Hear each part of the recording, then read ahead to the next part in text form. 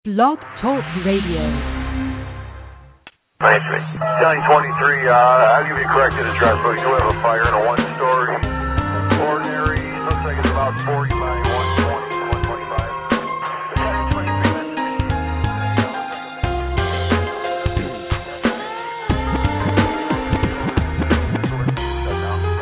23, we'll get to traffic control. Squad 5, Squad 5. And go to 273, 273. And go Battalion 18, 18th Battalion. Go to 273, 273.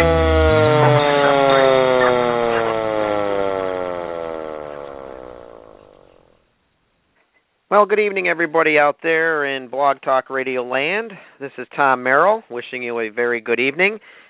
Welcome to another episode of the Professional Volunteer Fire Department. Today is Tuesday, April 7th, 2015, and I want to thank you for taking the time for coming on board and listening in to tonight's episode. The Easter holiday has just passed. I certainly hope all of you had an opportunity to spend time with your loved ones and enjoy your holiday. And if you are working, I hope you had a nice evening at work, and I hope you had a wonderful Easter. I'm your host, Tom Merrill, and I certainly encourage you to call in at any time tonight. Our number is 760-454-8852. You can call in regarding what we're going to be talking about tonight or anything that's on your mind concerning our great volunteer fire service and that message that we're always trying to convey, that being considered a professional firefighter has nothing to do with earning a paycheck. That's what this show is all about. It's dedicated to our great volunteer fire service, where we can discuss areas of concern and we can discuss the great successes experienced by volunteer departments and also the challenges and what we're doing to continue to reinforce the message that being a volunteer in no way means you cannot be professional. And again, I say it every time I'm on, there's so many of you out there doing great things every day, exhibiting the professionalism that the volunteer fire service is all about. I read about it every day. There's great things being done. And if you want to call in and talk about some of the things that you're doing or some of the challenges you're facing, please, again, feel free to call in or contact me via email or on my Facebook page. Send me a friend request. It's just Tom Merrill, and my email is tamerrill63@aol.com, and it's Merrill, Merrill.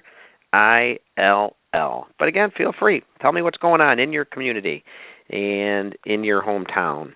And what's going on in the fire service? Lots and lots of things going on. I always like to take a few minutes to talk about some current events in our great fire service, and most of it volunteer-related, but not everything. But first and foremost, as a reminder, the great FDIC convention is coming up. That's April 20th to the 25th, just a couple weeks away, and in the great city of Indianapolis. And if you've never had a chance to go, again, you've probably heard everyone is on these shows mention, great opportunity for the best training you're ever going to get, and also the greatest networking experience you're ever going to have an opportunity to partake in.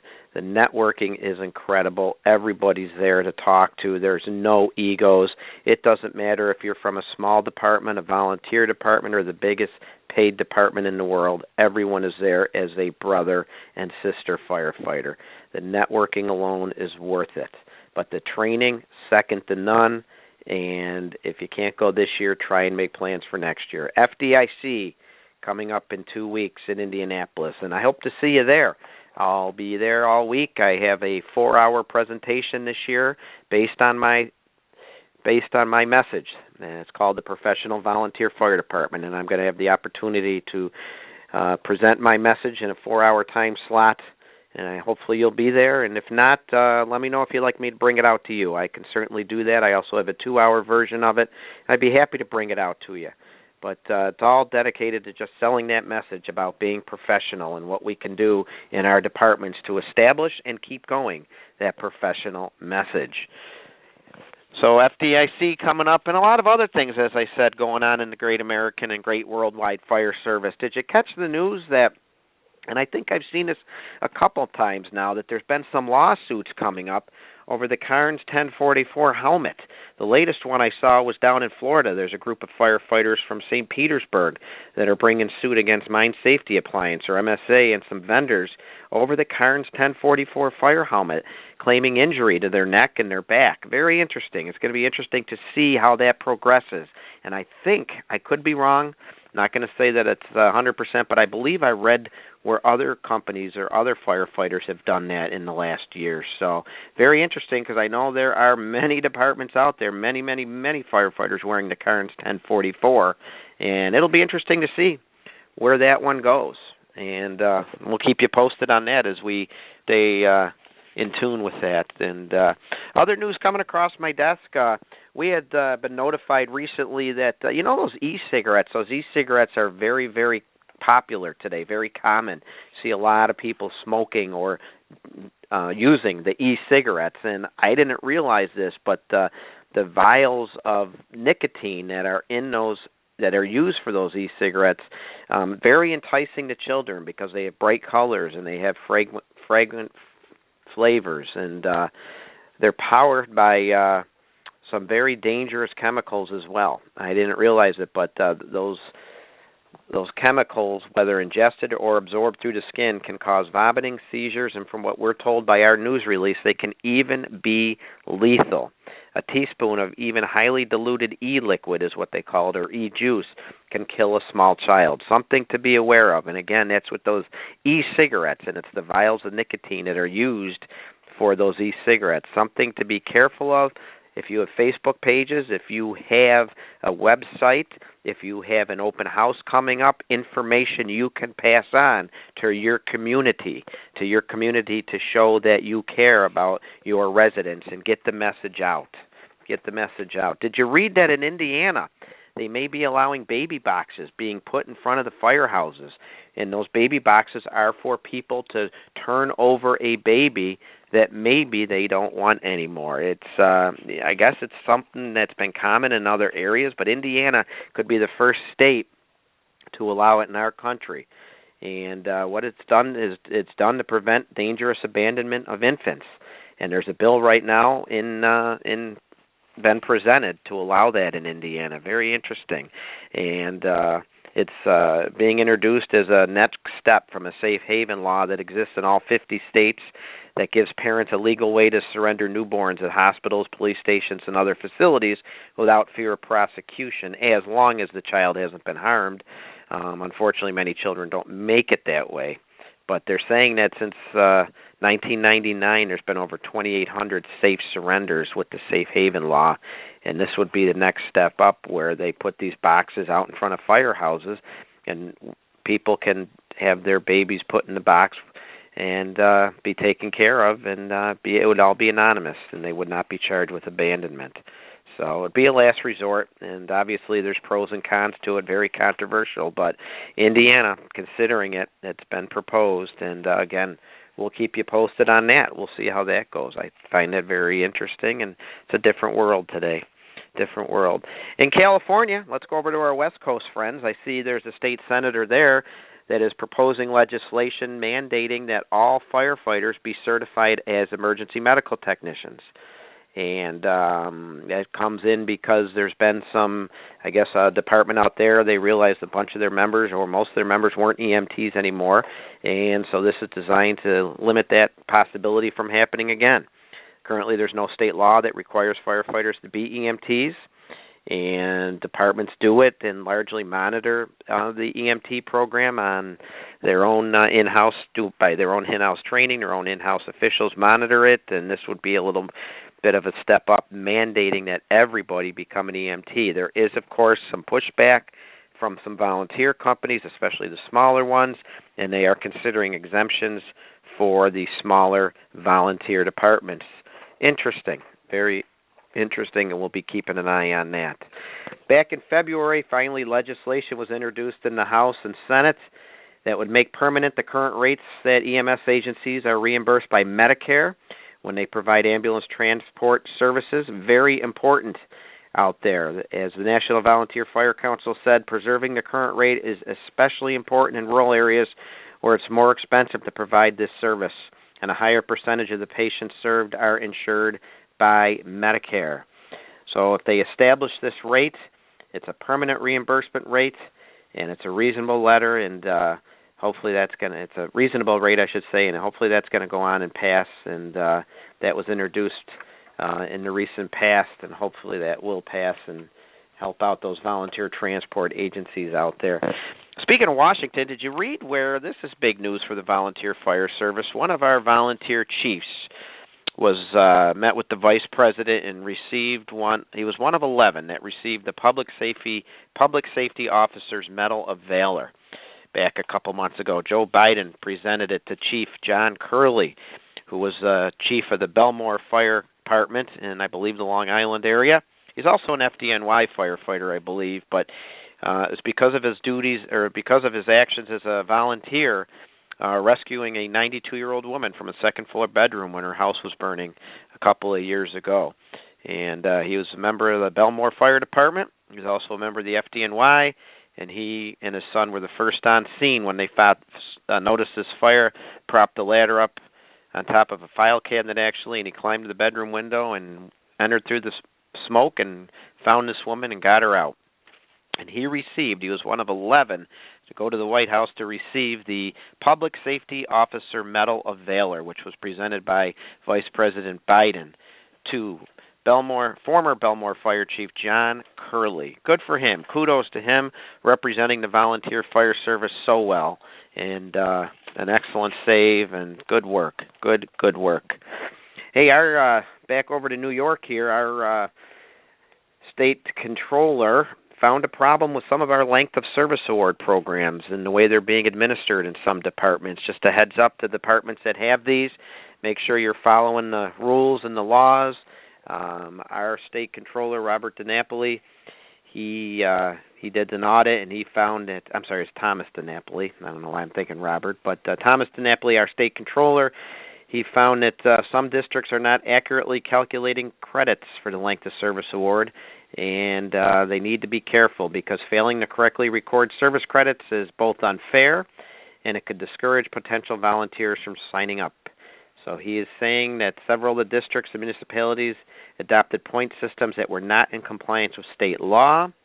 So what he said is he recommended that fire districts and municipal officials review their LoSAP point programs and ensure they are consistent with state requirements. And what these programs are, people, is they allow us to offer a financial incentive to members that stay as volunteer firefighters. When they reach a retirement age, some areas it's 55, some it's 60, some 62, but when they reach a retirement age, they get a length of service award payment based on their years of service. It's a nice incentive, and but there's very strict rules that apply to these, and Thomas DiNapoli is saying, hey, make sure you're doing it the right way. And if not, if you have questions in that, you can go on the website for the New York State Controller's Office, and there's all sorts of information there to help out.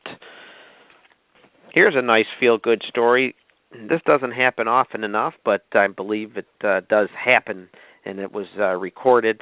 It does happen from time to time. But in York, Pennsylvania, the Rose Fire Company Thursday night, they got a nice dinner put on by members of a local church, and then they also turned over some cash to the fire company. The church likes to be involved in the community and connect with the men and women who help out in the community, and they picked the fire company, and they were able to turn over $430 to the fire company president, and they provided a meal for him as well, and a real nice thank you to this volunteer fire company.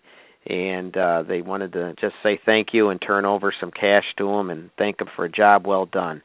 And that was the Rose Fire Company, and they're out of Pennsylvania, and that's awesome. That's awesome that a community would do that. Did you read the stories about some of these volunteers and paid firefighters going out and doing good deeds this past winter when people have had heart attacks or other problems? I know there's been stories where firefighters have gone out and finished shoveling a driveway. There was a tragic story where a man died shoveling the roof of his house during a snowstorm, and he actually died, and the firefighters that responded to that call after they transported him to the hospital they actually went back to the house and finished shoveling off the roof for him. And there's been stories where firefighters have gone back and helped shovel driveways for people. And another story I just heard about down in Florida, there was a poor man, an 81-year-old man, actually got attacked by a bunch of ants, and so badly that he needed to be transported to the hospital. He was pressure washing his deck, and he stirred up a bunch of ants, and the ants actually attacked him and started biting. He collapsed, and they had to call the fire department. And the firefighters came, transported him, treated him, and then they went back to the house and finished power washing the deck. That for customer service. And again, in our volunteer companies, it's hard sometimes to do things like that because we're leaving our jobs and our families to go to these calls. But whenever we can make a difference, we really should try and make a difference. I call it connect with the community. We should try and connect with our community. In some ways, maybe it's just by helping somebody out after a medical call. They get transported, and maybe we've left a little bit of a mess back in the living room. Let's make sure we get that mess cleaned up. If we had to move tables and chairs because we couldn't get the stretcher through, let's put them back where they were. Those are little things we can do. Those are little things we can do without having to take a lot of time out of our day. Because, again, as volunteers, we got to get back to work. We got to get back to our family, and the other things that we have to do. But let's always remember to try and provide that customer service. And you know what the best customer service can be with doesn't cost anything, and that's a nice warm smile, because these people are having a bad day. These people are having a really bad day, and sometimes our smile is all they need to make their day a little bit better. I'm a big history buff, and this story really got to me. I thought it was interesting. They found a dog tag worn around a soldier's neck during the D-Day invasion in 1944. They just found it recently, and it had been buried there since this young soldier came ashore on Utah Beach on June 6, 1944. Lost his dog tag, which identified who he was. He went on and survived the war, and somebody found the dog tag last year, 70 years later. And it was traced down to a firefighter who has passed away, but they were able to present the dog tag to his widow. And this firefighter this soldier was a firefighter in the Indianapolis Fire Department. He served for 21 years. And when they found out who this dog tag belonged to, they were able to get it to his widow, and also presented her with a small bag of sand from Utah Beach, which that's a real nice story. That's a real nice story. You know, Indianapolis, they had another famous firefighter who was on the ship that sank, the USS Indianapolis, that ship that sank, and was the poor sailors were adrift at sea for weeks, and or a couple weeks or a week, and then they were finally rescued. And there was a long-time Indianapolis firefighter who used to sometimes see him at the FDIC convention that was on that ship, and I believe he passed away now as well. But what a nice story that is, though, finding the dog tag and returning it. Hey, National Volunteer Fire Week is April 12th to the 18th. That's coming up. That's going to be here next week. Again, National Volunteer Week, which is April 12th to the 18th, and that's designed to focus the work volunteers do in communities. And with 69% of the firefighters in this country being volunteered, the National Volunteer Fire Council is encouraging people to make their communities aware that they're being protected by volunteer fire departments, and in most cases, they could use some help. Their studies have shown that they did a big survey, and only 41% of the respondents knew that their local fire department even used volunteers. They didn't even know. And 79% of those who responded didn't know that the volunteers needed help. They needed additional members. So we gotta get the word out there. And National Volunteer Week is a way to do that. National Volunteer Week. Go out and tell the community that they're being protected by volunteers, professional volunteers, I might add. And that is coming up the week of April 12th to the 18th. And there's more information on the National Volunteer Fire Council's website. You can get all sorts of information on things you can do with your department to get the word out there. And in New York State, we have we have Recruit New York coming up. That's going to be April 25th to the 26th. We do a big focus. They encourage firehouses to open their doors to the community, let people come in, try gear on, do some demonstrations for them, show them the equipment, let them ride up in a truck. And that's all designed to recruit new members. It's called Recruit New York, and that's going to be April 25th and 26th. And everyone's always working to recruit and to get new members. And in FASNY, which is the Firemen's Association State of New York, they have a big push on for junior members, and they just had a deadline pass for Youth Group of the Year Award. And they were encouraging people in our state to nominate their youth group, to nominate them for the Youth Group of the Year, which was excellent for any of the junior fire programs and youth programs out there. They had an opportunity working with FASNY, Firemen's Association of the State of New York, to apply for the Youth Group of the Year Award and get some recognition. And we'll see how that goes. I don't know if that's been announced yet, but the deadline just passed for submitting your youth group. And speaking of youth groups, that is going to be one of our big focuses tonight. As we said, there are a lot of people, a lot of fire departments out there in need of new members. And some people have had great success introducing junior fire programs, youth programs, explorer posts, whatever the name might be. The bottom line is people have had great success. Fire departments out there have had great success and enjoyed increased membership by designing and implementing a junior firefighter program, bringing in members at 14, at 15, at 16, somewhere in there, and there's different rules that apply. But the bottom line is they can get them in early, they can start training them, and hopefully they hook them. And then they have them, and they're trained and ready to go when they reach 18 or whatever the magic age is in that fire department to let them be a full firefighter. Now, it also comes with some challenges, and there's been some failures. There's been some great success stories, but there's definitely been some failures and some challenges. And to help talk about this tonight, I'm pleased to have Chief Jeff Cash on hand. Jeff has been in the fire service for over 35 years now, serving in both our great volunteer fire service, also been a career firefighter, or as I like to say, a paid firefighter, because I like to point out that some people make a career out of being a volunteer firefighter, and I'm sure everyone out there knows people like that. But he is currently the chief. Chief Cash is currently the chief of the Cherryville, North Carolina Fire Department. That's a position he's held since 1986, which is amazing to be a chief for that many years. He's also the past president of the North Carolina Firemen's Association, and he serves as the North Carolina director to the National Volunteer Fire Council. And he sits on the National Volunteer Fire Council Executive Committee and is a member of the National Volunteer Fire Council Junior Firefighter Program Advisory Group. I think that makes him a great person to come on tonight and talk about these junior programs and to talk about some successes and some challenges and what we need to do to put a program in place. And Chief Cash also represents the Fire Council on the NFPA 1021 Committee and the IAFC Safety and Survival Committee, and he's also testified before congressional committees on fire service issues on a couple occasions. Chief Cash, are you with us?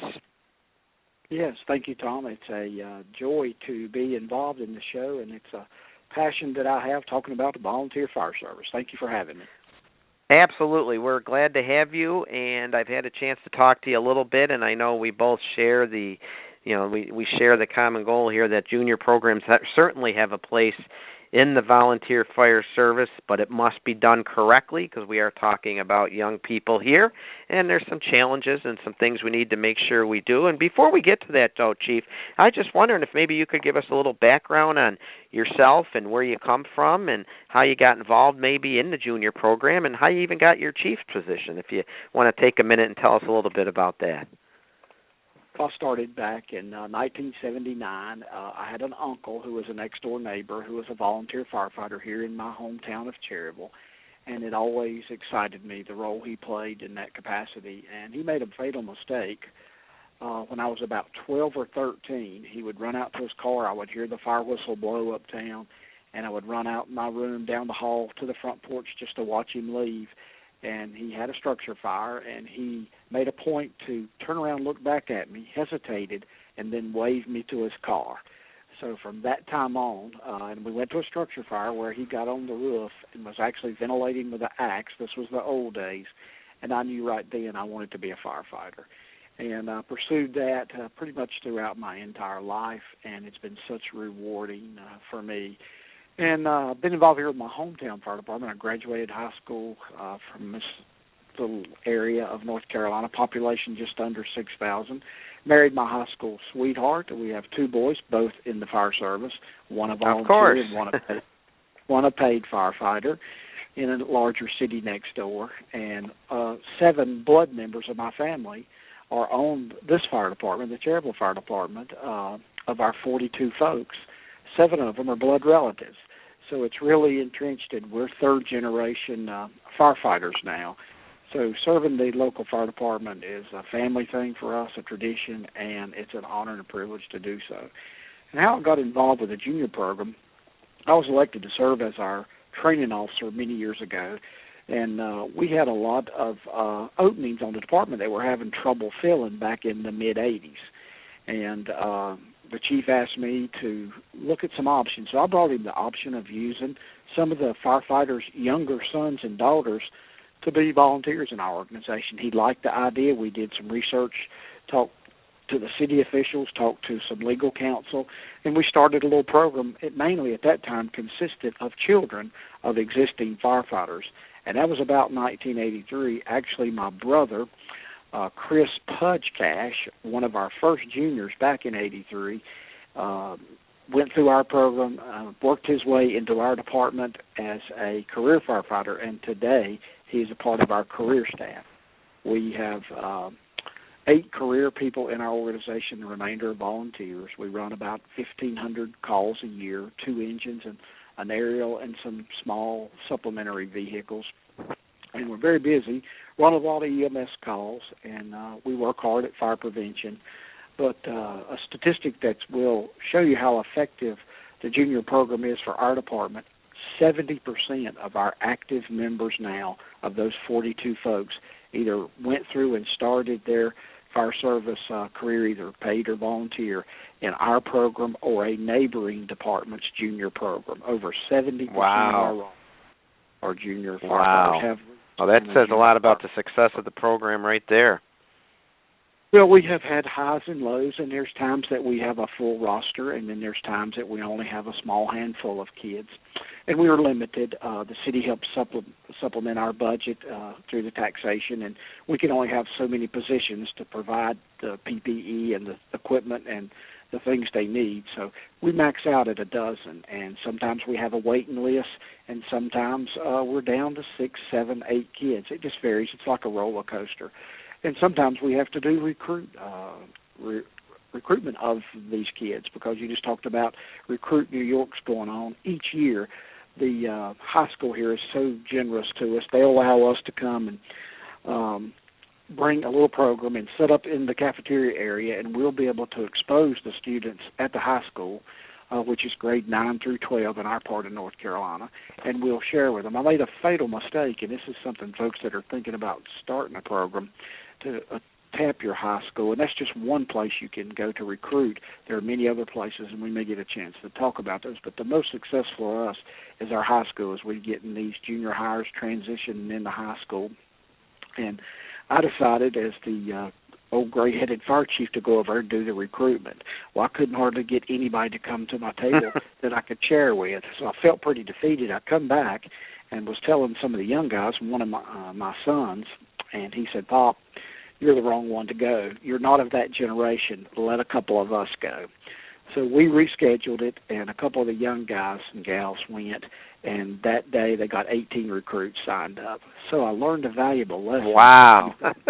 You've got to send the right recruiters to these locations, and sometimes it's not the chief or the coordinator. Sometimes it may need to be their peers or people close to their peer age to make an impact. So I learned a valuable lesson there. That is a great lesson right there. And, folks, we're talking to Chief Jeff Cash about junior programs, and if you have questions you'd like to ask the chief or some information that you might need about junior programs or any questions at all, again, our call-in number is 760-454-8852, 760-454-8852 if you'd like to call in and talk to us about junior programs and any questions you might have regarding them. And Chief, one thing I got to ask you before we get too much into the junior program, and I meant to ask you this when I introduced you, because you've been on both sides of it and you work with both volunteers and paid people, do you buy into the theme of my show, the show here sponsored by Fire Engineering, that volunteer firefighters can be professional? Do you agree with that? That's the most perfect tagline that I've ever heard describing volunteers, because they are professional. Even though they go to their daily jobs and they don't do it to earn that monthly or weekly paycheck from their municipality or their organization, they're going off to their job. They are just as skilled, just as professional as the paid people. And we have some great volunteers that are just as skilled and equipped and great leaders as many of the great paid firefighters are out there. So you've got the perfect tagline for your show. Sometimes it's hard to get volunteers maybe to always understand that, because they're so busy doing everything that they have to do to earn a living and take care of their family, and then it's, I got to go to drill tonight, or I got to go to the fund drive activity or something, and they sometimes don't maybe look at it like they should, but they should be considering themselves professional, because they're doing so much work and so much good work on behalf of their community, and so I like to reinforce that from time to time. It's good to hear you say that as well. I can relate it from experience that the fire, that EMS call, the citizens and our people we're serving do not know the difference, and then when they're in dire straits, they really don't care. They just want somebody skilled, trained, professional to do the job. True, that's so true. So let me ask you about those juniors now. When you went to this high school, or when the younger people went to the high school to do their recruiting, is there anything that today's generation of kids is looking for to get them hooked? Is there anything you have to promise them, or is it, what are you doing to get them? How'd you get that many to sign up that time? Well, I think part of it was sending that younger crew to reach them. I think they were a better audience with the better presenters closer to their age group.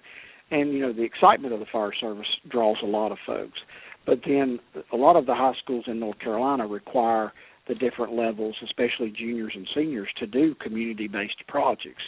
So that opened the door up that they probably didn't realize they could do their project, their senior, junior project, as serving as a volunteer in the local fire department, as well as the camaraderie. And you know as well as I do how critical that camaraderie is in the fire service, especially in the volunteer fire service.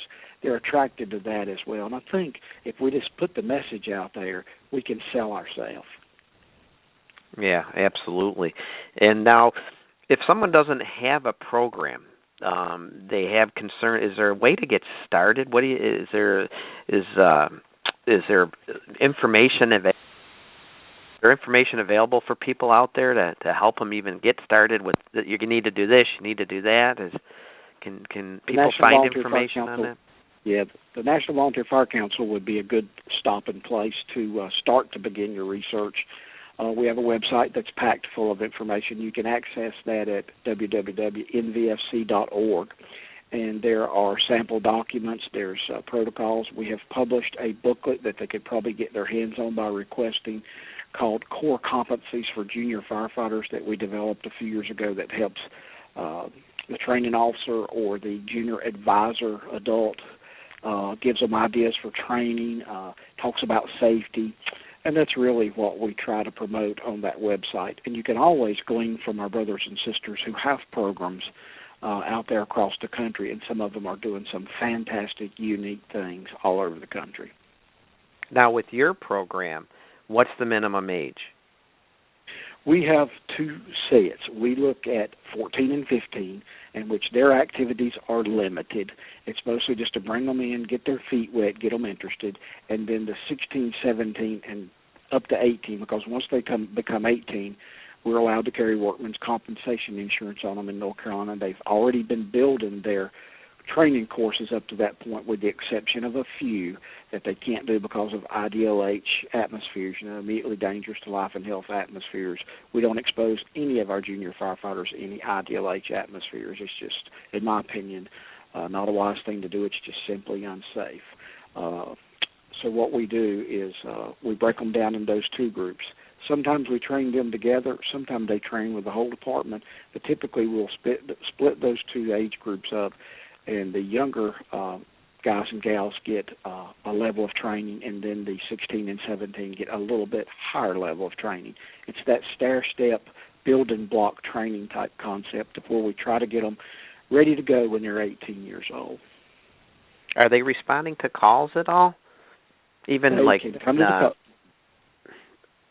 I'm sorry, even like calls that are more routine, if I could say it, like a medical call or. The 14 and 15-year-olds are not allowed. They can only come to the station and help with apparatus, getting the hose back, washing the apparatus, those type of things. But the older 16 and 17, and just before turning 18, are allowed to come to the scene, non-emergency traffic, no red lights, no sirens. They come to the scene, and they are in an auxiliary capacity. One of the things that they know their assignment is any structure fire, any incident, we have a tool tarp, and one of their responsibilities are to get the tool tarp laid out on the ground near the engine and assist the driver with getting all the equipment that may be needed laid out on the tool tarp.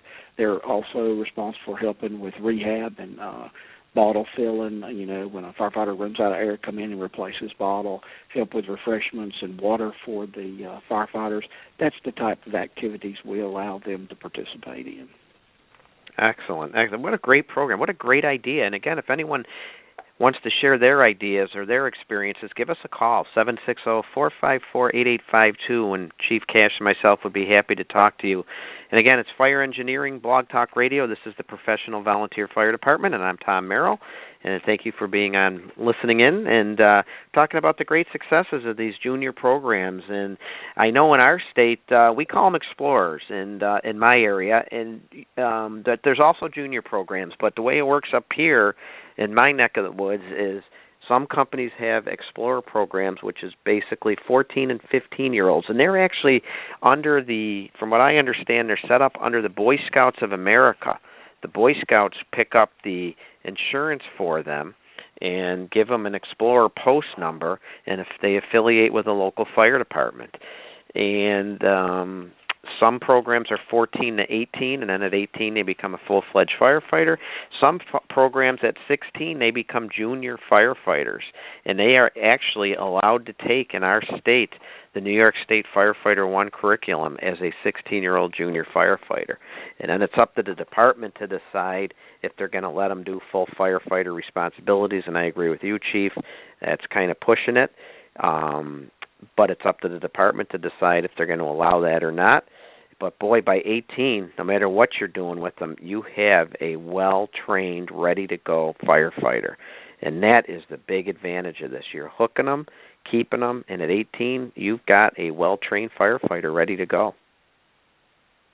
And we have learned that through our process, we have a very low attrition rate. You know, the guys and gals stay on. Even some that go on to get their formal education, if they come back, they stay on the department. If they move to a different area, they seek membership in another volunteer fire department. And we have a lot of kids that choose fire or EMS or emergency management as careers, and they can go to local community colleges in our area of North Carolina and get these 2-year degrees and use that as a springboard with their training here to get a career position somewhere. Yeah, that's awesome. That's excellent. And, of course, one of our biggest problems up here is we lose our people left and right. Every day we're losing people, and they're all going down to where you are. they're all getting out of here. It's warmer here. It's warmer here. So who determines the duties and responsibilities then?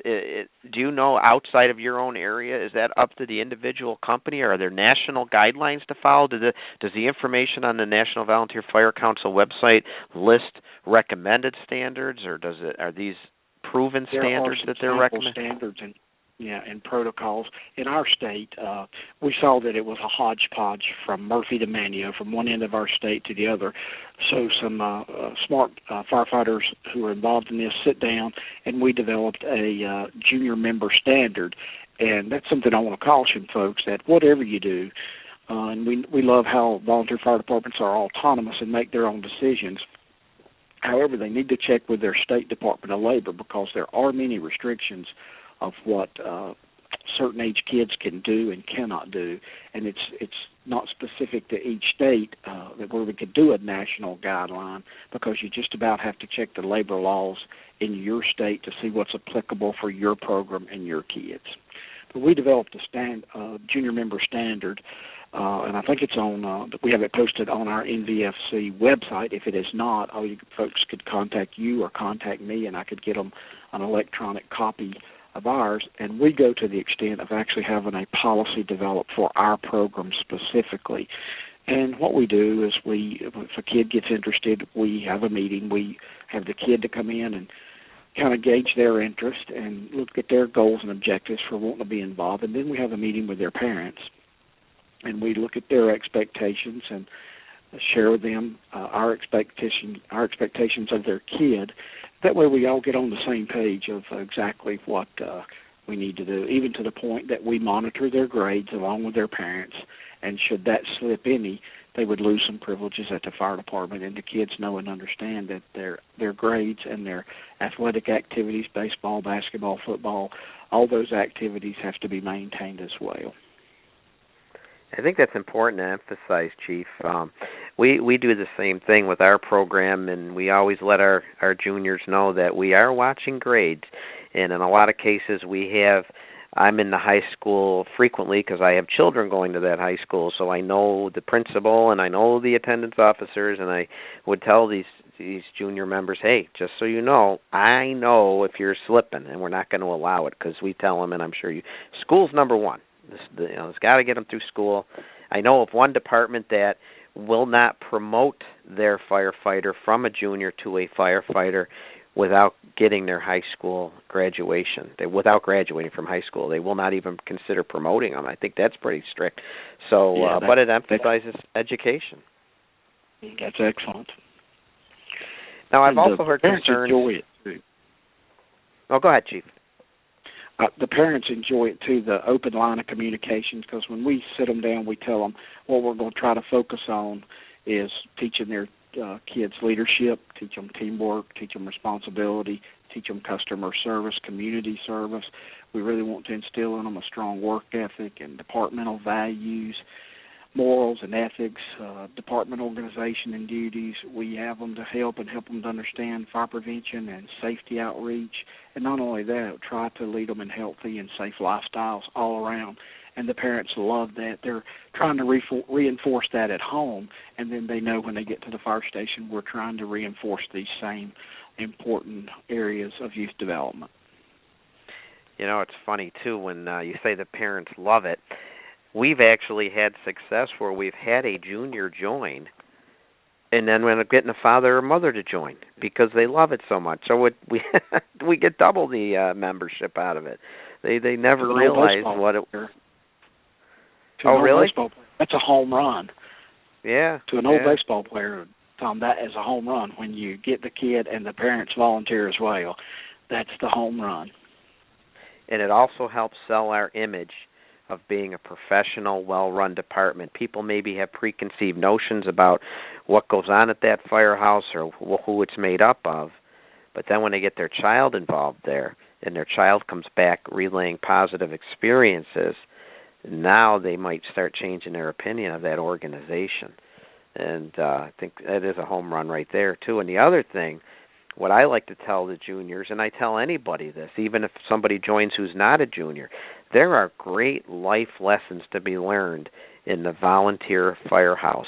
You just hit on a bunch of codes that you try to convey to these people about the hard work and things like that, but the life lessons that you can learn in a volunteer firehouse, and especially if we can get some young members learning these lessons about not just the camaraderie and the brotherhood, but working as a team, the democratic process. Go to a meeting where people may have disagreements, but see how to properly channel your disagreement, how to properly work in a committee, how to properly lobby for things. These are lessons that stay with them for the rest of their life, even if they don't even become a firefighter later on or get out of the department down the road. Don't you agree? I agree 100%. And the other thing, too, is I was saying, one of the guys was telling me they like to hook them at 14 because they find, this is one of our neighboring departments, if they hook them at 14, they may not have as many things going on as they do at 16 or 17. And if you get them at 14, now that takes priority, where now as other things come up, they might not be as apt to do some of the other things because now you've got them hooked as a firefighter.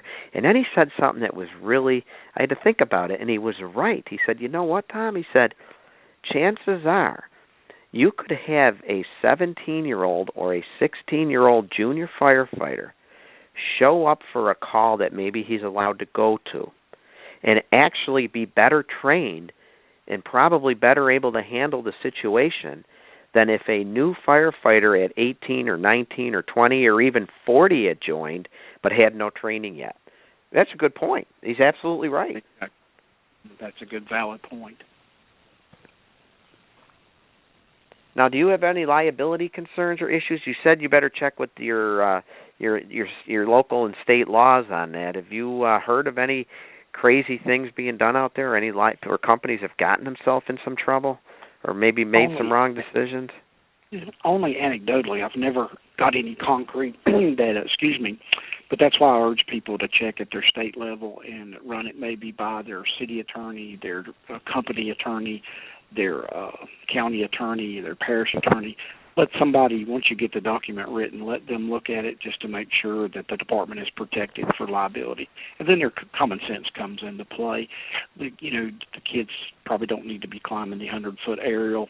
There are certain pneumatic tools they probably shouldn't be using, at 14 and 15. A lot of it's just common sense.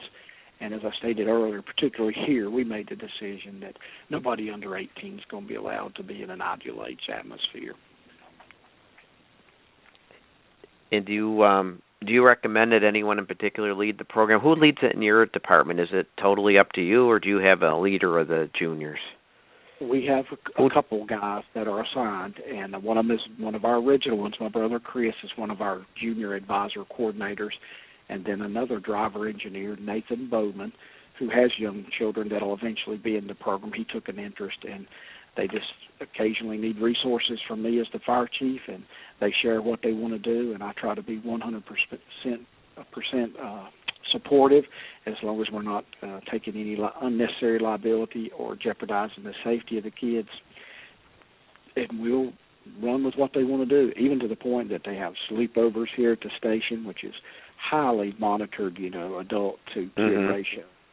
And they've taken them to ball games. They've taken them to, ice skating, and to one of the ones they love is taking them to battlefields in our areas, and they'll use those as leadership lessons at the various battlefields, like a field trip that takes them, a little bit away from the daily duties of the station, the training, the cleaning of the apparatus, the cleaning of the station, and make some of those fun activities too, bike riding, hiking, and that, gives them a good mix of fun stuff and the training as well as the daily cleaning of the station. And I'm a firm believer that one of the most important pieces of equipment that a kid could use and learn at that age is the broom and the mop. Absolutely. And they wash your apparatus as well? Yeah, they'll help wash out the apparatus, clean up the tools, and they really assist us with fire prevention activities. We are really engaged in fire prevention activities in the community, especially with the daycare centers and the schools. We have 4 schools, public schools in our district, so they really get engaged in our fire prevention and our fire prevention day activities, and they enjoy that, and they're learning skills there as well. Excellent. Now, do you let them come into the firehouse? What's your opinion on? Are there only certain times they're allowed in? Are they allowed there during it? Go ahead. They can never be here when they got school functions that they need to be at, of course. And then in the afternoons they come. We have a couple computers they can do homework on. The guys will help them with homework. They'll hang out at the fire station. We have a lights out policy at 11 p.m. Through the week and midnight on the weekends. And if 1 or 2 juniors want to stay, because we have some bunk room facilities, they have to get the approval of their parents in writing and the officer on duty that night, and we can allow 2 bunk rooms to be utilized, and they'll allow a couple of them to stay at a time, and it's strictly up to they kind of have to earn that right. You know what I'm saying? Yeah, and Chief, you just hit on something that is one of my selling points to my community about the junior program. And I would sometimes look a group of parents in the eye, and I would say to them, where else would you rather have your teenage son or daughter on a Friday night or a Saturday night than at the firehouse? They're in a safe place, surrounded by incredible role models, learning great values. I have 4 daughters, and none of them have joined the local fire service. They're all going to college and pretty involved in school. But sometimes on a Friday or Saturday night, you're worried about who are they with, where are they going, what are they doing.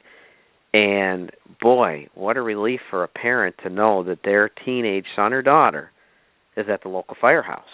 I think it's a great situation to be in. And the parents love that as well. You just described the parents' great dream that their kids hanging out at the local firehouse versus out with friends and getting into trouble or being somewhere they shouldn't be. Exactly. And I just like to say that usually, too, there's incredible role models. I look at our little volunteer firehouse, which mirrors the thousands upon thousands of volunteer firehouses spread across the world, and you have the whole cross-section of the community in there, but by and large, every one of them is a great role model who was there to answer questions, to lead by example, to help these kids. And there may be kids from broken homes that come into these firehouses and get a lot of help that they need. They may not ask for help, and the firefighters may not even know they're helping them just by being themselves.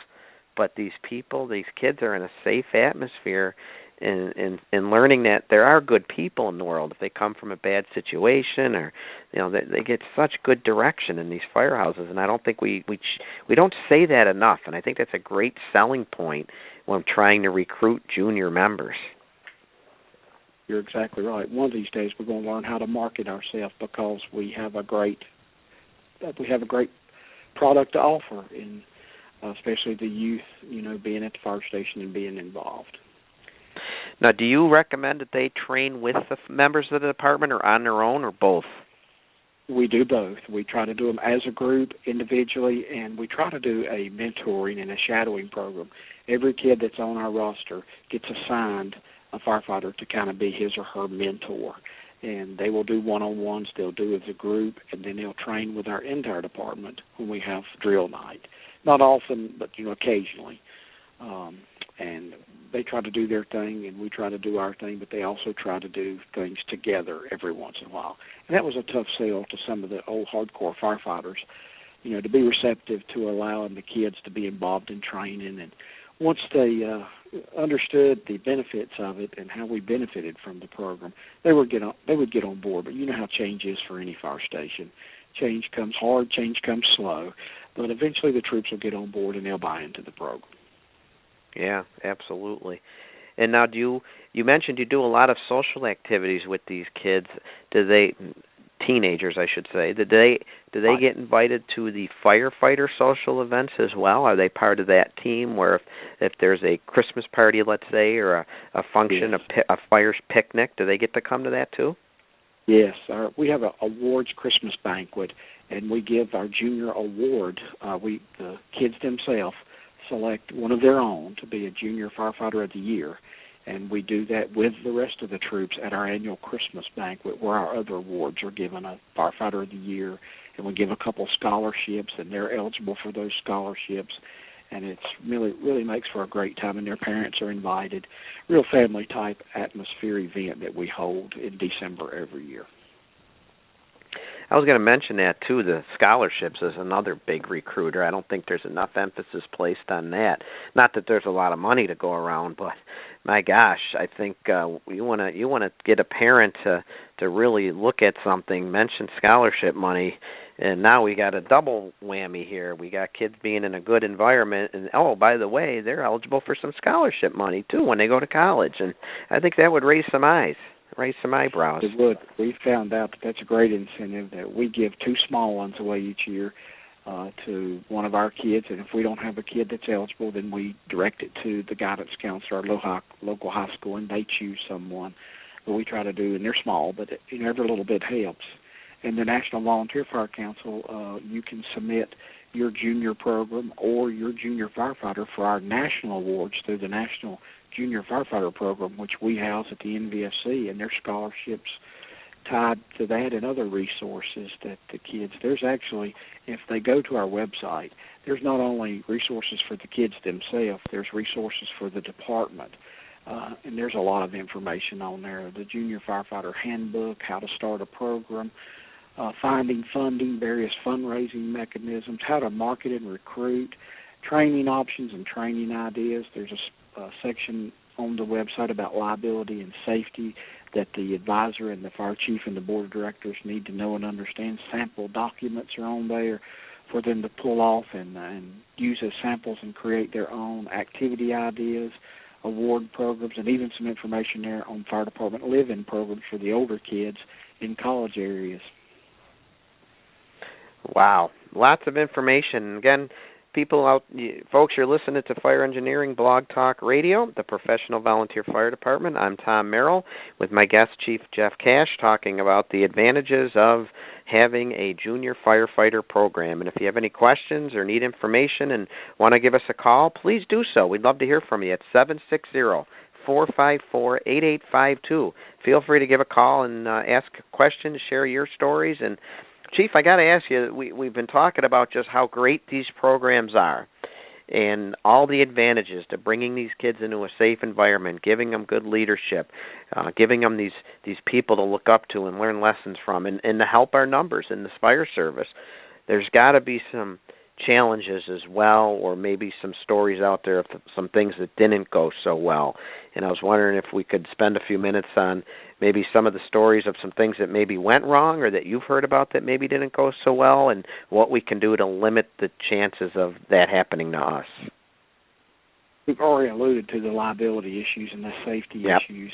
When we have these kids in our care, in our responsibility, when we have them that time period, we have got to make sure they're ultimately safe at all times. That's always a challenge because kids are mischief. They like to do things, and they really push the limits of what we allow them to do. They want to do more. They want to do more, and sometimes you have to rein them in, and sometimes that's hard to do. So that creates sometimes negativity. You always get that kid or two who just can't handle the load, and you have to, do some discipline there or get the parents involved, or grades drop like we alluded to, and you may have to suspend a kid if he or she's not performing to the parents' expectations and to the department's expectations. And those are just some issues you're going to face. We have had some juniors who had altercations, not physical, but, when you get a bunch of kids together, they can get mad and feelings get hurt. So you always got to have that one-on-one supervision there to make sure things like that don't happen. And that can happen at the firehouse just like it could their youth group at church or their sports activities. So know that our program is really no different from any other program when it comes to those type of issues, and you'll experience those issues. I did have to remove a kid one time because he did something at school that was not becoming, one of our members, and led to criminal situations. We had to dismiss him. Those are always the hard ones, but when you're dealing with people, you're going to have those situations occasionally. Oh, absolutely, no doubt about it. And again, if people are looking for information on what they can do to set up a program, the Fire Council, National Volunteer Fire Council, that'd be a good website to go to. Most information's right there, correct? Correct. Go to our website. It's www.nvfc.org, and then they click on the Junior Firefighter Program link, the National Junior Firefighter Program. There's resources for the kids and resources for chiefs and advisors, and I think they'd find a wealth of information there that can help them get started. And always glean from those organizations of our peers who have got model programs who are doing a great job, and learn from their mistakes and from what went wrong, what went right, and they'll steer you in the direction to keep you from replicating those mistakes so you don't make them as well. Now, one of the complaints I hear from time to time is, oh, if we did a program, that's going to be more of a burden on me or one of my members. And do you find that it's a lot of extra work for these mentors or these leaders, the group leaders, or they're doing it during, well, your people are paid, I understand that, but if a volunteer member was to be the group leader for these explorers, or is it burdening them that badly, or is it something they're able to work into their normal duties anyway? It's just like anything else, Tom. You've got to choose the right individual who has that drive, that vision, and that leadership and that mentorability, if that's such a word, to take that on. And usually when you pick that right individual and you match them up with the right kid, you don't have to worry about it as the leader of the organization or as the junior advisor. It just flows downstream perfectly when you match those individuals up. And the kids are looking for mentorship. They are looking for somebody to take them under their wing. And you get that right individual, number one, they got to love kids. They got to love the organization. They got to love wanting to help kids. And we have firehouses all over the country with people just like that. Yeah, you'll have a firefighter or two who don't want to have anything to do with the program, and that's understandable. But you're going to have a majority of guys and gals in your organization who are ready to get involved and just waiting for somebody to ask them to serve as a mentor to one of these kids. Do you find any not animosity, but any resistance from boards out there because they might have to spend extra money on gear or equipment or anything like that? Or does that have to be a selling point, you think, for some people out there that are listening? It's a selling point, and once boards realize the value, when I talk about 70% of our current members came through our program or another junior program, that has a tendency to perk ears up because that's bang for buck, that's return on investment, and you got to sell them. They're business people, so we have to do our job of selling it from the business perspective, that it's bang for our buck, it's recruitment and retention, pays off the dollars you spend there, the dollars you spend on your juniors, you will reap the benefits down the road. And most businessmen and women who serve on our boards understand that once you explain it to them and give them the data, give them the numbers, and they'll buy into the program and support it. Excellent. You know, I got to take a minute here, if you don't mind. I want to talk a little bit about our junior program. And this is just unique to my department, and I'm telling people that are listening, I'm just a volunteer firefighter in the Snyder Fire Department, which is outside of Buffalo, New York, in the town of Amherst, one of 10 volunteer departments that cover the 150-square-mile town of Amherst. And we actually started a junior firefighter program in the 1920s. I believe it was around 1928. And the name of our program still exists today, is called the Torch Boy Program. And whoever picked that name back in the 1920s, that name has stuck till today. And what it means is, and they based it on, when you look at the old paintings, the old Currier and Ives paintings, the old fire paintings, sometimes you will see a young teenager carrying a torch, leading the way as the firefighters are running with the hose cart or as the horse is running. Usually it's more with the firefighters running because horses obviously could outrun the young torch boy. But if you look at some of these paintings, you will see the torch boy carrying the torch, leading the way. So when our program started back in the 1920s, they picked the name Torch Boy. That name still applies to our program today. We accept women, and we explain to these young teenage girls that the name Torch Boy is nothing against you. It's just a historical term that we keep to this day, but we have had success with females as well as males. Our program is 16. That's when they start. We do not have the Explorer 14 and 15-year-olds like some of our neighboring departments do. We kept it at 16, but we have enjoyed tremendous success bringing in these high school students. And I can tell you that several of our chief of departments started as Torch Boys, and many of our active members that are on the roster today started as Torch Boys as they were going to our local elementary school. It has been a tremendously successful program, and in our area, they're able to get into Firefighter 1 and take the training as a 16-year-old junior firefighter. And we limit their duties and responsibilities, but boy, when they turn 18, as we've said all along, they are ready to go. And we've had a couple things that we have to watch them on, and this is my piece of advice for people to watch, and that is their behavior in school as well. They love to wear the fire T-shirts. They love to identify themselves as firefighters, and we love for them to wear those shirts. We love to make them feel part of the organization because they are part of the organization. So we give them the shirt, we give them the hat, we give them the jacket, and they're wearing it to school, but we begin telling them right then and there about their duties and responsibilities now that they're wearing that Maltese cross, and it applies even outside the firehouse. We don't want them going to school and misbehaving and acting in a way they shouldn't because they are representing the department. So we're able to get that point through to them right away. And sometimes they like to wear their fire radio at school.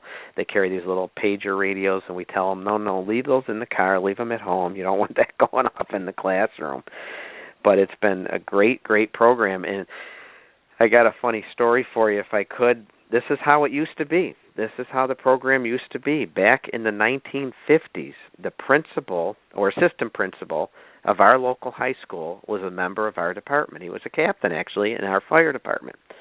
Do you know that back in those days, this happened in the 50s through the 60s, and I've talked to people that are still around that remember it. When that fire whistle would go off, our junior members, our torch boys, were allowed to get up and leave school to go to the call. Isn't that something? Awesome. That would never happen today. That's a great concept, and the founding fathers of your department had great vision in 1928, and evidently they saw how great a resources juniors would be. Absolutely. And the funny story about these people leaving school, they would meet the assistant principal and he would drive them to the call. And then a lot of times, because obviously back in the 50s and 60s you weren't doing nearly as many runs and medical runs. It was usually a pretty serious fire or something that they were leaving school for. So that's the innocence of our program, but it still exists today. And for anyone that has doubts about the power of these junior programs, we've talked about so many good things and how it can bring members in and how you can get them hooked young. And if anyone still has any doubts, I have one more story that will share the success of the junior program as far as helping somebody out. And this particular firefighter has given me permission to use this story, and I use it in my presentation on the professional volunteer fire service because I really feel so strongly about the thousands upon thousands of volunteer firehouses out there doing things right every day. We had a firefighter join our program at 16 as a torch boy, and he was the product of a broken home. And he was a little bit of a rabble-rouser and a little bit of a troublemaker. And the chief at the time, this was back in the 1980s, had to have several talks with him, had to have several face-to-face talks with him, and try to straighten this kid out and teach him lessons about respecting authority, chain of command, and behaving in a reasonable manner. And as time went on, this young boy became an 18-year-old Snyder firefighter, and he decided, I really like this fire stuff, and he began taking the exam to be a paid firefighter, which is very difficult to get in our area. And he persisted, and it paid off, and he became a paid firefighter on the Buffalo Fire Department, a position he still is on today. And through all the years of rabble-rousing and trouble-causing at our department, and after time, he really straightened his act out, got on the Buffalo Fire Department, and today is on the Elite Rescue 1. Last year received the department's highest award for bravery, is married with 2 wonderful children, and is a great, great person, still affiliated with our volunteer department as an exempt member, and fully credits our little volunteer fire department for pointing him in the right direction and helping him get on the right course in life. And that is one heck of a story and true testament to the volunteer junior programs in our fire service. Outstanding. And he gave me permission to use that story and fully credits our department in the many face-to-face talks he had with our chief back in the day. And And back in the day, it was an old cigar chomping chief like they don't have anymore who would get his big finger up in the air and start waving it to come into his office. And you knew you were going to have a face-to-face with him. But, boy, did those talks pay off. And, boy, oh, boy, does that tell you the success of a junior program. A lot of role models and life lessons there in those firehouses, for sure. So you had mentioned, too, where do we get these people? You mentioned schools are a big source. Schools, for sure. Schools, so you set up in a church, school. Do you have any other? Church, youth groups. Naturally, still word of mouth from the kids is still probably the most effective recruitment tool. To our Little League baseball programs, we get names and people funneled to us. All type of youth groups are willing to share that information of great, outstanding kids. But as I stated, the majority of our kids, we hook up and link up through the high school.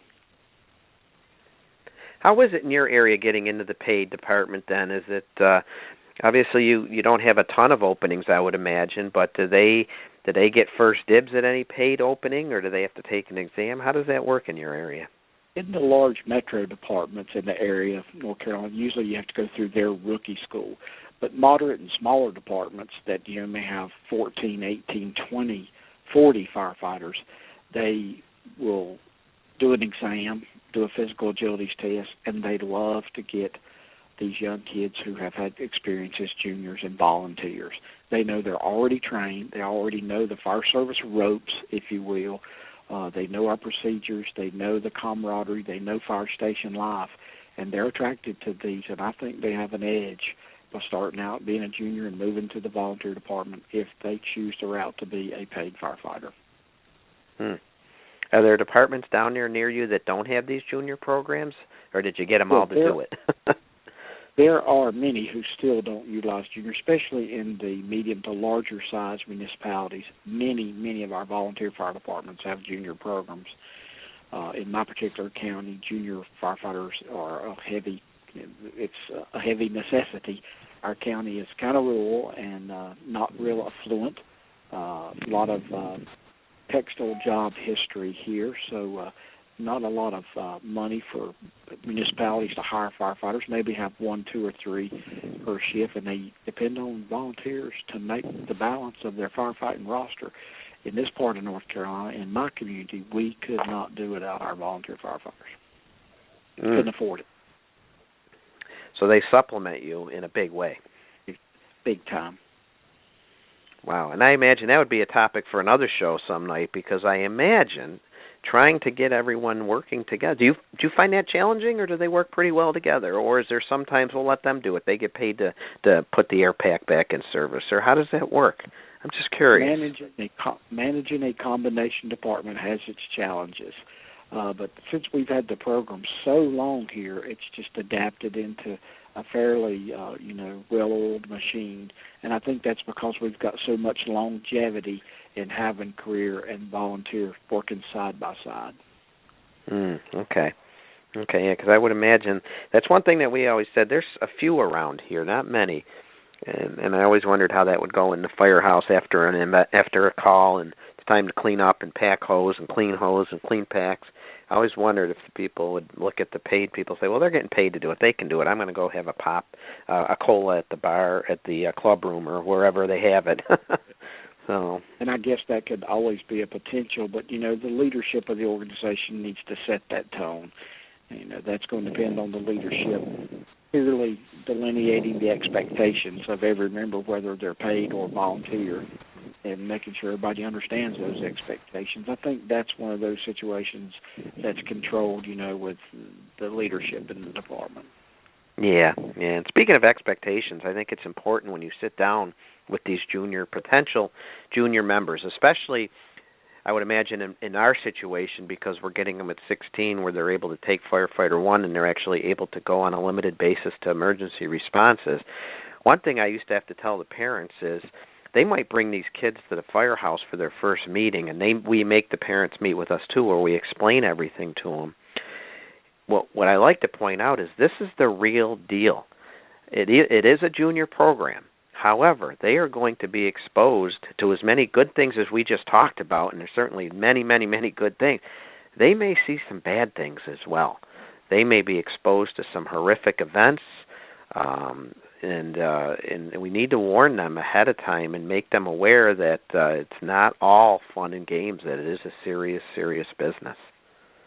You open up a whole different avenue of this. We really need to make sure we're looking not only to their safety but to their mental safety as well, their behavioral health as well, that we need to supply those resources and those mentors and those avenues should something get to a stress point that we would need professionals to come in and assist with that. And we've actually, and I'm sure this has happened elsewhere, when we've had the horrific car crashes that sometimes take young lives, inevitably you may have junior members that knew these kids, and they may have even responded to the call. They may have been at that call, and that just leads to, like you said, watching out for them in a whole other way. And just like we have to watch out for our veteran members, we also need to watch out for these juniors as well.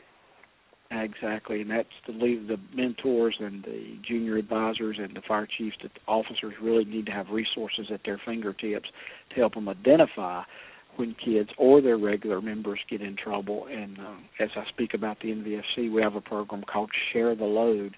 If people's interested in more resources to help with behavioral health, be sure to check out Share the Load on our website as well, that strictly addresses behavioral issues among firefighters, whether they're junior, volunteer, paid, whatever. It's a good resource to have at your fingertips. Two big topics that are now huge in the fire service topic discussion, areas of discussion: behavioral, mental health, and then the other one is the cancer awareness. It is huge right now. The studies that are coming out, it's scary, and as a parent, that might be an obstacle that we have to address with parents that are concerned about their children getting into these programs, because the cancer awareness in the last year or two with these studies that have come out has just shown that we have to be careful, and that's obviously a topic for another day, but we have to take care of each other, and as leaders, we need to make sure we're taking care of our members and encouraging them to be cleaning their gear and doing everything they need to do to limit their exposure to these carcinogens. That's exactly right. A whole other topic. And we just, I just read that for whatever reason, firefighters are so much more susceptible, not just to all types of cancer, but testicular cancer in general. It is a huge killer of firefighters. And in our area, we just lost a very, very well-respected neighboring fire chief back in December, passed away, and it was from testicular cancer, and he was a young man. I believe he was only in his maybe mid-50s, and a year ago at this time, he was in FDIC with us having a great time and was healthy as could be, and he's gone now. And to me, that was a wake-up call. That's why I want to spend a minute here just to tell everyone again, take it seriously. Wash your gear. Wash yourself. Get the health and wellness programs implemented in your departments to properly screen and take care of our members and take care of ourselves. And we have to. We have to, Chief. Sorry to go off tangent a little bit. Oh, that's all right. Let me add one to it. There's a great resource out there on the web. Firefighter Cancer Support Network has a lot of information, a lot of resources that are at department's fingertips, and it's a great resource that fire chiefs and fire officers need to know about, the Firefighter Cancer Support Network. Absolutely. And speaking of the dangers of sometimes we face as firefighters and junior firefighters, there's a company in New York State. There's a small company they were looking, this is news from just a couple months ago, they were looking to lower the minimum age for their firefighters down to about 16. And a neighboring firefighter came and told them, rightly so, and this reinforces what you and I have already said, but this veteran firefighter came forward to say, I understand you want to lower the age to 16 or 17, but I want you to know back in 1972 when I was a young junior firefighter, I was directing traffic, and he was hit by somebody, and he broke both his legs, his back was broken, he suffered a fractured skull, and was in a coma for 3.5 months at 17 years of age. So his message was, be careful what you're doing, and make sure you've got rules and guidelines in place so this doesn't happen to any of your junior members. And that goes right in line with what you said earlier, about making sure you're following the rules and check with your local and state officials to make sure you're allowed to do whatever you're doing with your program. That's highly recommended. Well, Chief, if there's anyone else that wants to call in, the time is winding down, but you still have time at 760-454-8852. If anyone has anything they'd like to say to Chief Cash or myself or have any questions, please give us a call. But again, just if we could, Chief, let's just review a little bit about what we talked about, the advantages of these programs. I think our advantages have far outweighed any potential disadvantages. It just needs to be done in a structured manner where we're playing by the rules, we're upholding the rules of our state and our local jurisdiction. But my gosh, go out there and get these juniors, wouldn't you say? Take a chance. These kids will add greatly to your department. They will help take some of the workload burden off of the troops, and I think the troops, once they accept the concept and understand how valuable it is, they'll get on board as well. Absolutely. So, people, if you need more information or would like to have some questions answered, you can get a hold of Chief Cash. You can go on the National Volunteer Fire website for some information there. And, Chief, if they want to get a hold of you, how can they do that? What's the best way to get a hold of you? I'll give an email. It is jcash, the first initial, jcash, at cityofcherryville.com. One more time, that was first initial, last name, jcash, at cityofcherryville, all one word, .com. Excellent, excellent. Feel free to reach out to Chief Cash. He's very passionate about junior programs, experienced a lot of success with it. But again, they're there, they're out there. There's great success stories with them. Some start at 14, some start at 16. Some allow them to do a graduated level of jobs as they get older and get more training.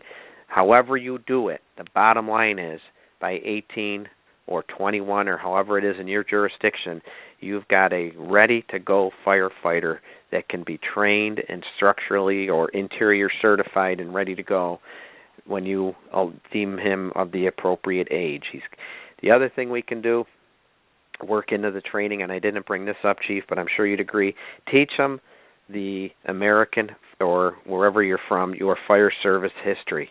Start them out young. Let them know that they're carrying the torch or carrying that line down from a long, long line of people that came before, and we should be so proud of the fire service and your own department. Teach them about your department and who made your department what it is, and start them young. Wouldn't you agree? I agree totally. That is great advice. And there are 4 winners with a junior program concept.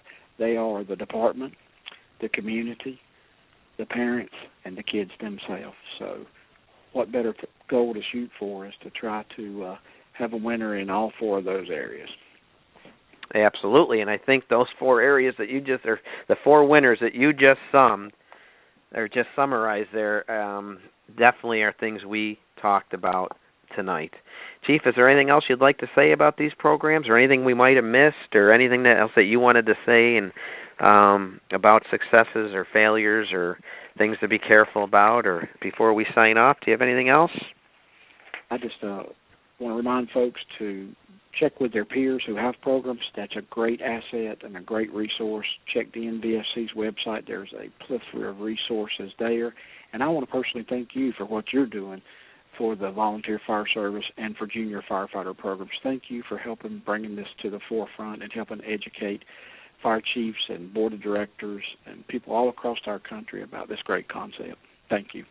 Well, I appreciate that, Chief. And before we hang up, I actually have a caller calling in right now. So if you don't mind, let me see if we can bring him in with us. Let's see if I can hit this and bring him in.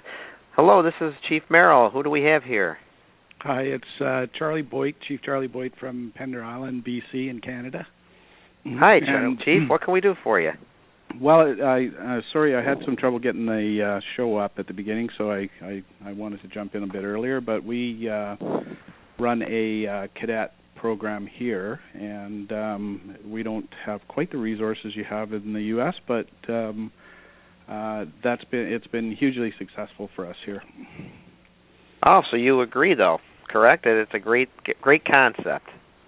Oh, yes, absolutely. We do a kind of a boot camp program where we actually bring the kids in for a week and live, work, and eat with them for, a whole week with some fire service instructors, and it's a wonderful experience for the cadets and the trainers alike. I think it reignites the passion in the volunteers that are working with the kids, and and then we fold them directly right into our normal training program. So, what age do you start them at? 15 to 18. So they come into the boot camp for a week? That's correct, and we take them. We go right to the school board. The curriculum for the week is recognized by the school board as a recognized work placement program. So they get 4 high school credits, and the school board provides some funding for the camp. So, and I think take some funding for themselves. So I think it's a win-win for everybody. Now, do you find after this boot camp, do you bring them into your firehouse? Do they? That's correct. As soon as they're finished the boot camp, we have an integration policy that they can be directly integrated into the training. They can't participate at calls until they're 17 with their parents' permission, and 18, of course, or when they get to be 18, they can make that decision on their own. But by the time they're 18, we train them right up to Firefighter 2, Pro Board accredited, and they're ready to go. So it's been an amazing program. Wow, what do you think of that, Chief Cash? That sounds pretty good. I think it's awesome. That partnership with the schools is phenomenal. That is a model there itself. Congratulations. That's a great concept. That partnership is awesome. That is a great idea. So is the first step the boot camp then? That's the first step? That's correct. Yeah. So we advertise the camp through the school system, and we live on Pender Island, just a little island. We only have 2,500 full-time residents here, so of course recruitment and retention is a big issue for us. And I think we have 7 fully qualified 1001 firefighters out of that program so far, and so it's been amazing for that process also. So yeah, it's been really quite amazing. That's great. That's good to know, and I'm glad it's successful to our northern friends as well. That is just awesome. And now, where do they, if they're in the boot camp for a week, does that get through their basic fire training in that 1 week they're there, or do they have to continue to go on for more? No, we have a curriculum that covers pretty much all of the disciplines that we deliver. So rope rescue, vehicle fires, structure fires, what else? I don't know. Pretty much all of that. It starts with a day of classroom safety sort of education, and then goes down onto the floor with a bunch of fire service instructors, and they just run them right into the camp, and they do the fire fit challenge about a dozen times, and it's really really intensive, 100-hour program delivered over a week. Well, congratulations to you guys for partnering with the school board and launching a program like that, and your success. You directly seen success where you've been able to get these young men and women into the fire service then and the volunteer and stay with their departments? Absolutely, yes. We have, I think, one member that went into a career department. One of the cadets went into a career department, and we have about a dozen, I think, in the Southern Gulf Islands that are out of that program that are, volunteering in their local fire departments. So very successful program from that perspective. And when did you start? How long has this program been in? We started in 2005, and we deliver the camp every second year because, that sort of catches all of our high school kids, gives them all an opportunity to participate. So if they miss one camp, they can get the next one sort of thing in their senior year. And we just don't have enough students really, if we advertise more broadly this year, we sort of advertised on southern Vancouver Island and had way more applicants than we could actually take. So, I think there's a big appetite out there for this type of program for sure. And I think that's great. I was thinking there'd be a lot of things competing for these kids' attention, but that's one of the challenges today. It's funny. Those kids, over that week, every one of them comes up against a hurdle they can't get past and melts down, and the volunteers help them over that hurdle, and on the other side of that hurdle, they're a different kid. So it's really an amazing, life-changing experience for them. And like I heard earlier, if they go out into some community and use that knowledge to make that community a little better, every hour of work is worth it for sure. Yeah, another thing I like to say to you two chiefs, I see if you agree, that we give them all these great lessons, be it firefighting lessons, EMS lessons, or just lessons like I alluded to earlier, lessons in life with the good role models and how to get things done in an organization and how to deal, let's face it, with politics in an organization. All of these life lessons, and inevitably, wherever they end up worldwide, wherever they end up, I guarantee you they're taking a little bit of that fire service with them. Even if they no longer do anything remotely close to being in the fire service, I bet you they still take part of that with them, no matter where they go and where they end up. No, I absolutely agree with that. I've seen, we have, young firefighters from that group from 2005 that are here at every camp mentoring the next group of cadets through that camp, and it's really very amazing. And, the ones that don't take up the fire service per se are just better young people. I think they're more educated, like you say. They understand all of the values and virtues and things that they were exposed to better, and that will help them in their life. Oh, excellent, Chief. Thank you so much for calling in and sharing that with us. It's nice to know that these programs are out there, and it's nice to know they're up north as well. And I really appreciate you taking the time to call in. Well, and sorry I didn't get to you earlier. I don't know what happened. My Internet Explorer wouldn't listen to you, but my Google Chrome would, so I figured I actually had one of our young cadets come in and fixed it for me. So I could listen. There you go. There you go. They help us in more ways than we know. Yeah, they do. Oh, that's excellent. So great Chief, talking thank you to you again both, so much. And thanks for sharing all the information on the programs that I've heard about, and I'm sure there's some little tidbits of information in there that will help us run a better program here. So thanks for running the program. Absolutely, and feel free to get a hold of us if we can help in any way. And thanks again for calling in, Chief. Much appreciated. Okay, take care. You too, Chief. Take care.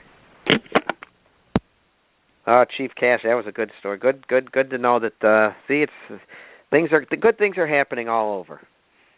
Yeah, I was so impressed with that partnership with the schools. We need more of that. Absolutely. And again, people out there, don't be afraid to look into getting a junior program started. Don't be afraid to go to your high school, your church group, your Boy Scout troop. Let them know we need members. And sell the fire service. Again, I don't think we do it. Someone in the chat room was telling me we don't do a good enough job talking about where we came from and the values of firefighters, and we need to reinforce that. What better place to start right now with your young junior members? Sit them down and explain what it means to be a firefighter, where they come from, and how your department formed, organized, and who the early movers and shakers were. When they're walking down that hallway and there's a black and white photo on the wall, tell them who those people are. And if you don't know, find out who they are. Let's not forget where we came from. Well, Chief, I think that's going to do it for tonight. Again, I can't thank you enough, and I hope people reach out to you because I think you've got a lot of good information to pass on, and if they're too shy or timid to reach out to you, again, let's point them in the direction of that National Volunteer Fire Council website. A lot of information there. I had a chance to check it out myself, and I'm going to be going back to it. Awesome. That's great. Thank you for the honor and privilege to be involved, and stay safe, and God bless. Thank you so much, Chief. Hope to talk to you again soon. Good night. Good night, Chief.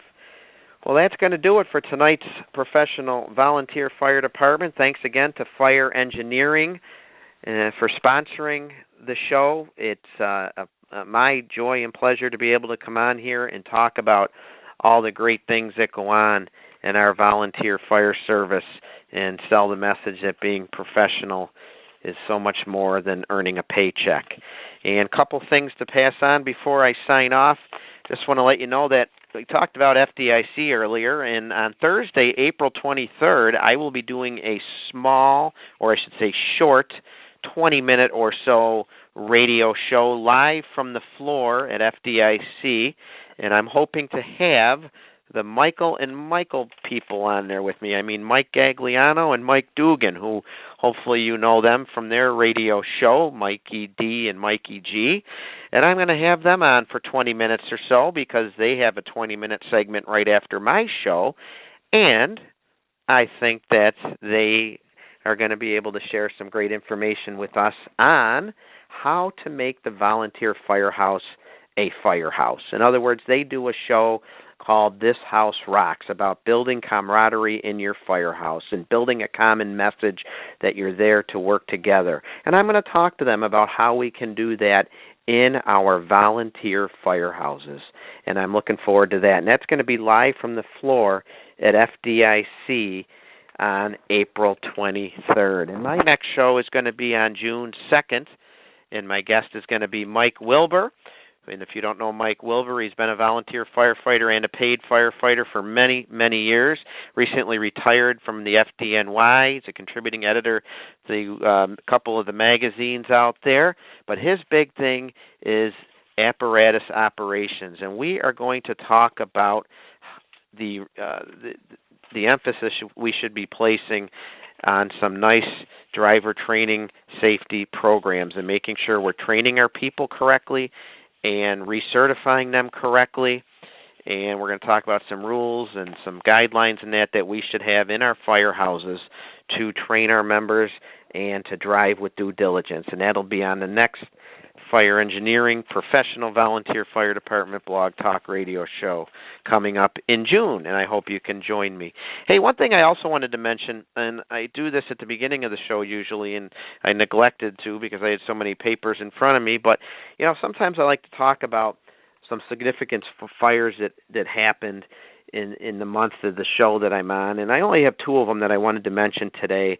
And again, I mentioned earlier too about just how we need to know where we come from in the fire service. We need to know some of the big events and some of the tragedies and some of the things that help shape our fire service. So I encourage you to try and understand a little bit about where you come from in your volunteer firehouse, but also where we come from in the fire service. And just two things to think about this month. One of the biggest natural disasters to ever hit the United States happened in April of 1906. It was actually April 18th in 1906, and I know you've all heard of it.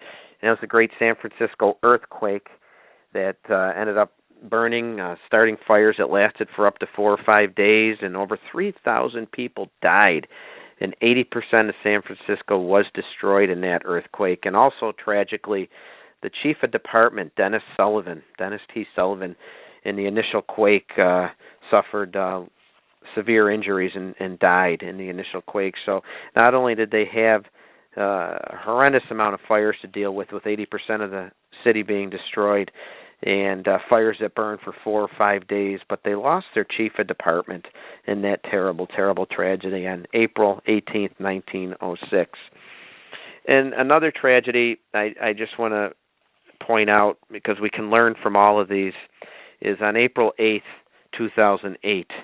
Tomorrow will be the anniversary, the 7th anniversary of the fire from Ohio. I believe it's Coleraine Township, Ohio, where 2 firefighters, a female captain and a young rookie firefighter, were tragically lost in a basement fire. And I encourage you to look at the report from that fire, and I encourage you to remember our brothers and our sisters in in their ultimate sacrifice by learning from these incidents. And this is a reminder of how every call is an emergency call, that we need to be prepared and ready to act. And they were certainly doing that. It came in as a fire alarm and turned out to be an actual basement fire, severe basement fire, and they both perished. And I think we owe it to them to learn from this tragedy and remember them as we're reading and learning about that tragedy, and especially tomorrow on the 7th anniversary of that terrible, terrible fire. A basement fire came in as a fire alarm. How many of those did you go on today? How many of those have you been on in the last month? They do sometimes turn into the real thing, but we should always, always be ready. And I'd like to remember them tonight as well.